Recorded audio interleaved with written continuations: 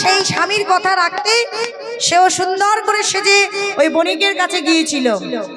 কিন্তু তার মনে একটাই চিন্তা ছিল, এ জীবনে কেউ কারোর নয়, এসেছি একা, যেতে হবে একা, যা কিছু ঘটছে তার ইশারাতেই ঘটছে, তাই আমাকে যদি পরপুরুষের কাছে যেতে হয় সেটাও তারই ঘটানো কাজ।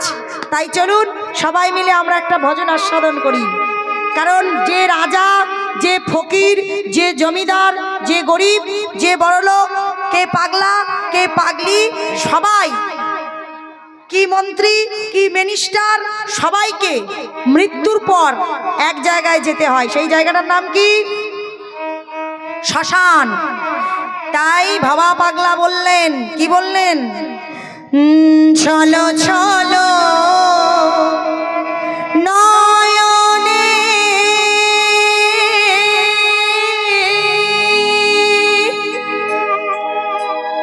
চলো চলো নয়নে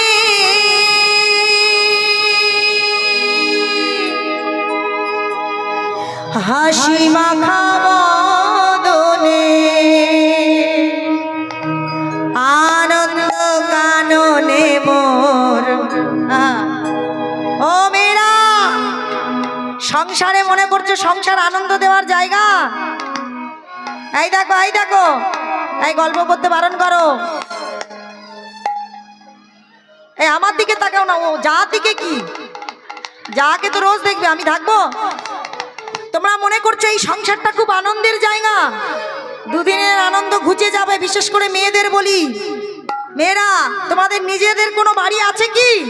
প্রথমে বাবার বাড়ি ছিলে, বাবা বিদায় করে দিল, এলে শ্বশুর বাড়ি।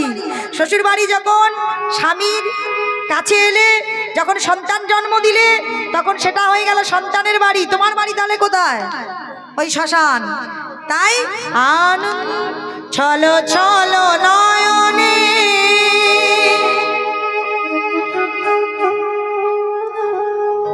হাসি মাখা বদনে আনন্দ কাননে মোর ভ্রমিয় নিবাস।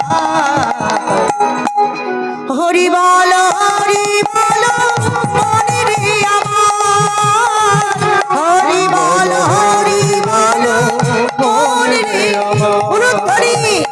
চলো চলো নয়নে হাসি মাখা বদনে আনন্দ কাননে ভ্রমিয় নিবাস। হরি বল হরি বল মনে রে আমার, হরি বল হরি বল মনে রে আমার।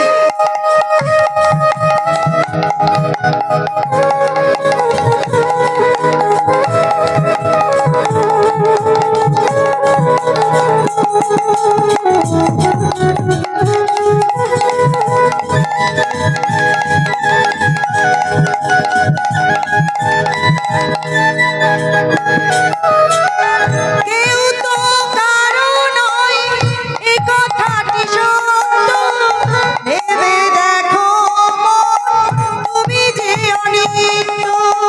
কেউ তো কারো নয়, এ কথা যে সত্য, ভেবে দেখো মন, সবই যে অনিত্য।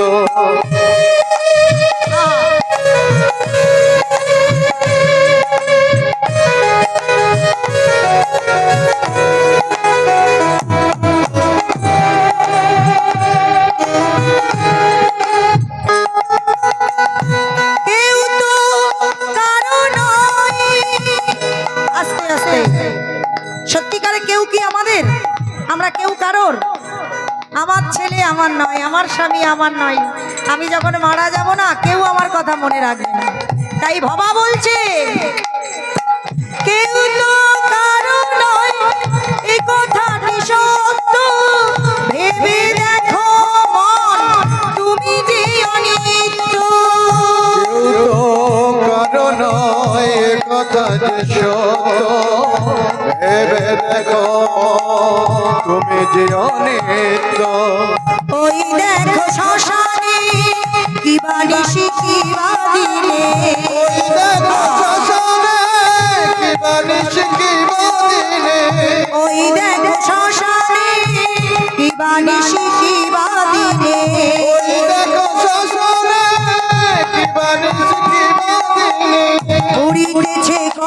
মানুষ কত অহংকার। বাহু তুলে হরি বলো মনে রে আমার। হরি বলো মনে নিতাই গৌর হরি হরি বল। হরি বলো মনে রে আমার। হরি হরি বল।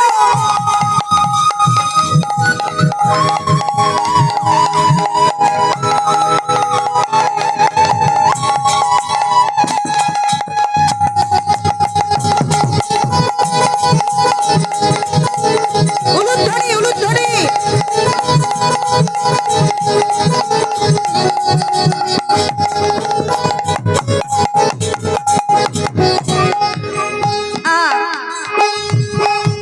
ও মায়েরা, আরেকটা কথা, এই জীবনে আমরা সত্যিকারে কেউ কাউকে ভালোবাসিছি কি? সব নকল ভালোবাসা, তাই তো? তাই বাবা পাগলা কি বলছে গো?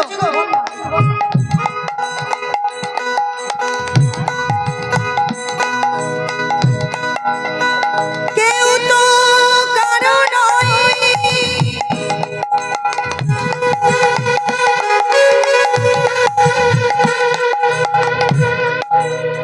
এই কথাটি সত্য।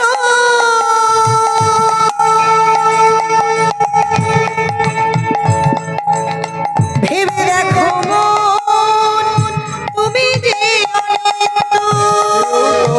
কারো নয় কথা যে সত্য, ভেবে দেখো সবই যে অনিত্য।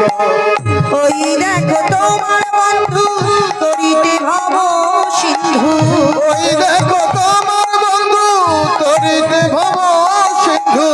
ওই দেখো তোমার বন্ধু করিতে ভব সিন্ধু। ওই দেখো তোমার বন্ধু তরিতে ভব সিন্ধু। আমি আছে মায়ারি খেলা। চলো চলো হরি বলো মনে রে আমার। হরি বলো হরি বলো রে আমার। হরি বলো রে আমার। হরি বলো রে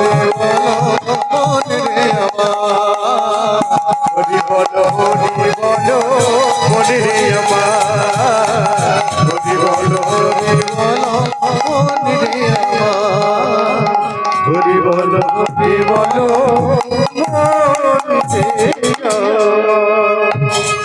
হরি বল। এই যে অহল্যাকে পেতে চাইলে, অহল্যা যখন সামনে এসে দাঁড়িয়েছে বিল্লমঙ্গলে, বিল্লমঙ্গল তখন বলছে কই এসো আমার কাছে। এবার অহল্যা সুন্দর করে সেজে গুজে বিল্লমঙ্গলের কাছে এসে যখন দাঁড়িয়েছে, বিল্লমঙ্গল হঠাৎ করে চমকে উঠল, এ কি, এ আমি কি করলাম? আমি তো কামিনী কাঞ্চনে মাধব বলে আসিনি, আমি তো আমার গোবিন্দের চরণ পাবো বলে বেরিয়েছিলাম, তাহলে এ আমি কি ভুল করলাম? সঙ্গে সঙ্গে অহল্যা দেবীকে বলল, অহল্যা মা, এই বলে অহল্যার চরণ যুগল জড়িয়ে ধরে বলল, মা গো, আমি যে নয়ন দিয়ে তোমায় দেখেছি মা, আমি কামিনী কাঞ্চন রূপে তোমাকে দেখেছি, তাই তুমি আমাকে ক্ষমা করে দাও মা। শোনো মা, আজ থেকে আমি তোমার ছেলে আর তুমি আমার মা। আমি তোমাকে ভোগ করতে চাই না মা, আমি যে আমার গোবিন্দের চরণ চাই। ও মা, এই যতদিন আমার পাপ নয়ন থাকবে ততদিন আমি গোবিন্দ দর্শন করতে পারবো না। নিতাই গৌর হরি বল। একটা কথা বলি, যতদিন আমাদের পাপ নয়ন আছে না ততদিন আমরা অনেক কিছু ভালো কাজ করতে পারবো না। তার কারণ এই যে বিল্লমঙ্গল, তার উদ্দেশ্য ছিল গোবিন্দচরণ পাবার, কিন্তু মাঝপথে শুধু এই পাপ নয়ন দুটো আছে বলে সে এক সুন্দরী মেয়ের প্রেমে পাগল হয়ে গেল। তাই আবার যখন তার স্মরণ পড়ে গেল যে সে গোবিন্দের চরণ পেতে চায়, তাই সেই অহল্যাকে বলে উঠল, শোনো মা, আমি তোমার ছেলে, তুমি আমার মা, তাই তোমার কাছে দুটো জিনিস চাইবো, দেবে?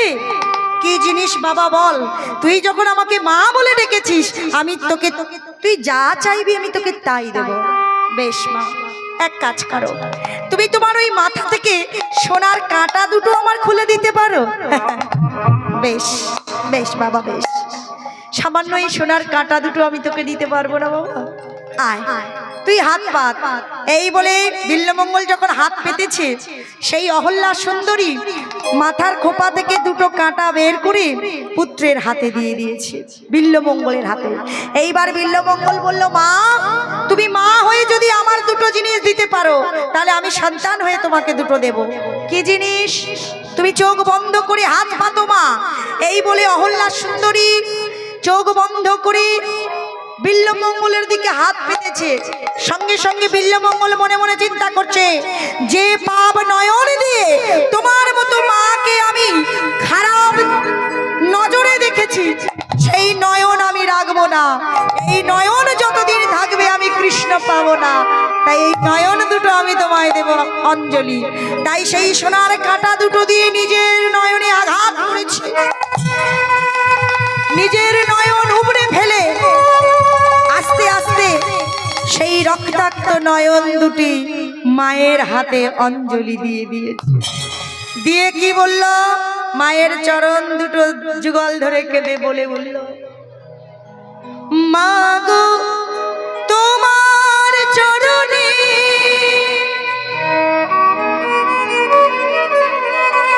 শুভে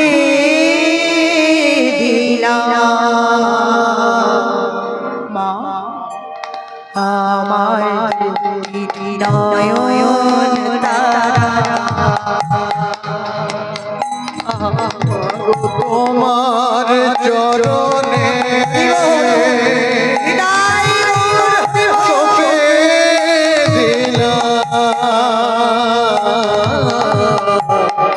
আমার দুটি নয়ন তারা।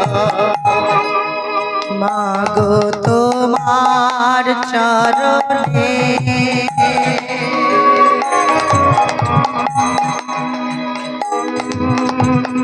শুভে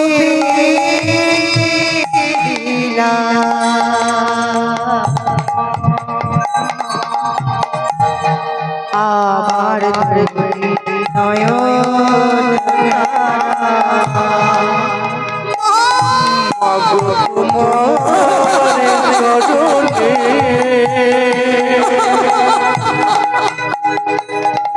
আমি শোষে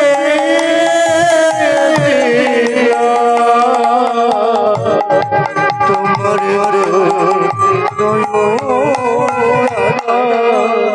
আমায় দুটি নয়ন তারা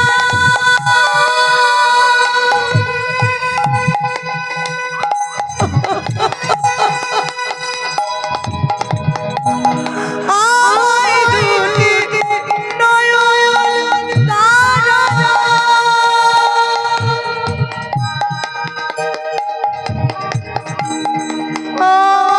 দুটি নয়ন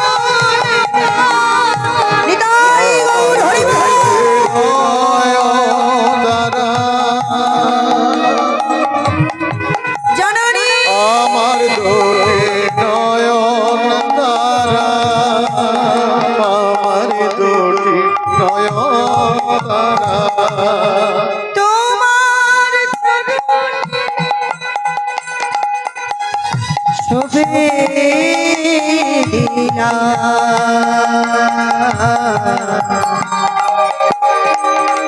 আমার দুটি নয়ন তারা তোমার চরণে সপে দিলাম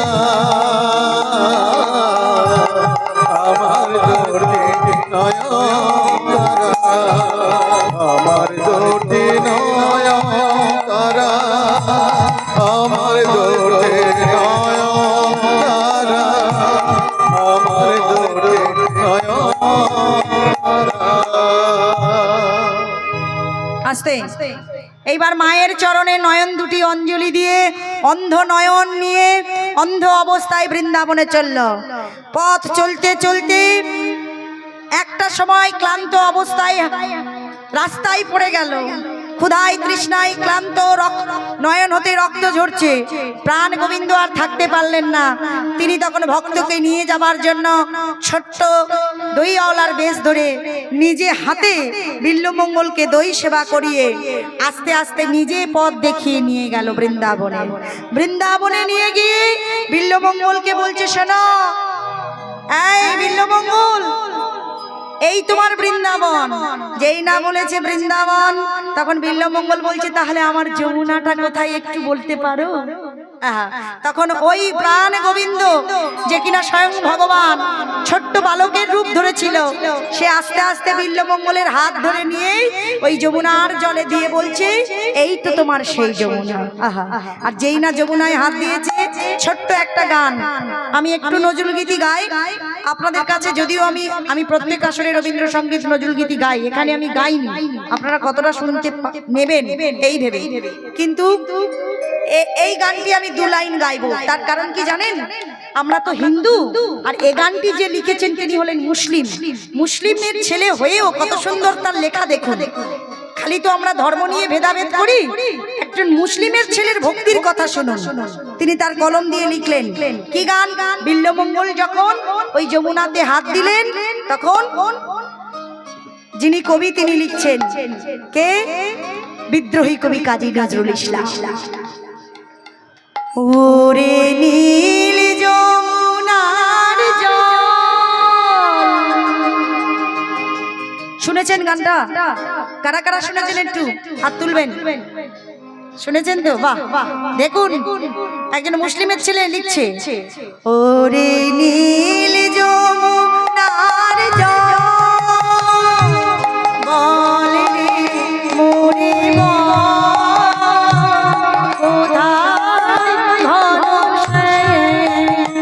আমার কৃষ্ণ ঘনশ্যাম, ওরে নীল যমুনার জল, আমি বহু আশায় ডুবে এলাম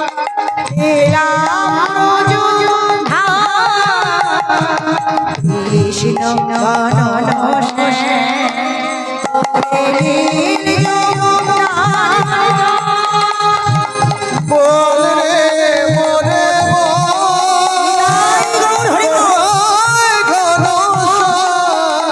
আমার কৃষ্ণ ঘনশ্যাম, ওরে যমুনার জল, তোর কোন কুলে কোন বনের মাঝে আমার গান বেনু বাজে, আমি কোথায় গেলে শুনতে পাবো রাধা রাধা না, ওরে নীল যমুনার জল, বলে ওরে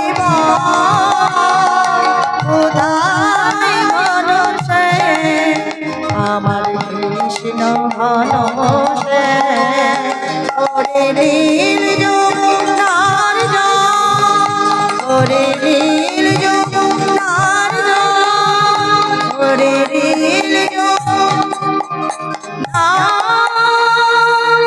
জল। তাই বিল্বমঙ্গল আস্তে আস্তে বিল্বমঙ্গল যখন এলো, সে তো অন্ধ। যমুনার জল নয়নে দেবার পর চোখ ফিরে পেল, নয়ন ফিরে পেল। এইবার রাধা কৃষ্ণের যুগল দর্শন করতে পারলো বিল্বমঙ্গল। সঙ্গে সঙ্গে পিছন থেকে চিন্তামণি এলো, বিল্ল ঠাকুর, সেই পতিতা চিন্তামণি, যেদিন থেকে সে তাকে বের করে দিয়েছিল সেদিন থেকে সেও বৃন্দাবনে আসছিল। তাই আজকের বিল্বমঙ্গল আর চিন্তামণি দুজনে যুগলে রাধা কৃষ্ণের বিগ্রহ দর্শন করছে। তাই রাধা কৃষ্ণের যুগল দর্শন করবার আগে কমিটি থেকে একটু আদেশ আছে, অনুরোধ আছে, ভজন, তাই তো? তা ভজনে কি করবেন? ভজন বসে বসে শুনবেন না দাঁড়িয়ে দাঁড়িয়ে শুনবেন? বসে বসে।